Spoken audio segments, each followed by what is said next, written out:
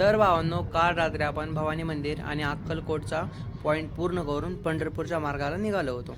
तर मग आपल्याला आज पूर्ण करायचं आहे पंढरपूर आणि महालक्ष्मीचं मंदिर. काल रात्री जेवण वगैरे करून आपण आपल्याला एक रूम पाहिली. तिथे झोपून सकाळी लवकर उठून निघायचं होतं, म्हणून लवकर झोपून घेतलं.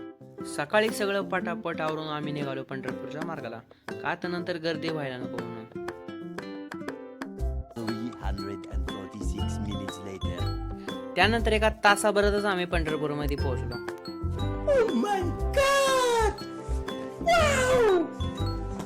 पण इथं आल्यावर का आलं का गर्दीला येरावं, मग काय आपण मस्त गंधबिंद लावून निघालो. पण इथं आल्यावर का आलं का हे टोटल 7 मजले चढून वर जायचे. गर्दी पण जास्त असल्यामुळे आपण मुख दर्शन घ्यायला गेलो. मुख दर्शन झाल्यानंतर आम्ही बाहेर आलो. बाहेर आल्यावरती लय भूक लागली होती, म्हणून म्हटलं कुठेतरी नाश्त्याचा जुगाड करायला पाहिजे म्हणून. त्यानंतर आम्ही खाल्ला हळद पाण्यामध्ये तरंगणारा मेंदूवडा.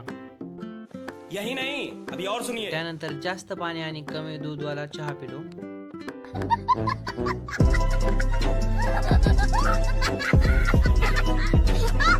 पंढरपूरचं दर्शन झाल्यानंतर आपण महालक्ष्मीच्या मंदिराला निघालो.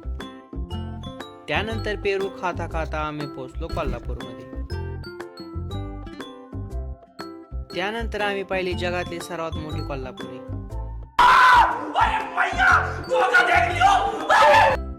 त्यानंतर स्टाईल मध्ये कमानीच्या आतमध्ये एंट्री केल्यावरती मला कळालं का आतमध्ये अजून खूप जास्त चालायला आहे, आणि चालल्यानंतर पुढे आल्यावरती कळालं का एवढी लाईन पूर्ण केल्यानंतर दर्शन भेटणार.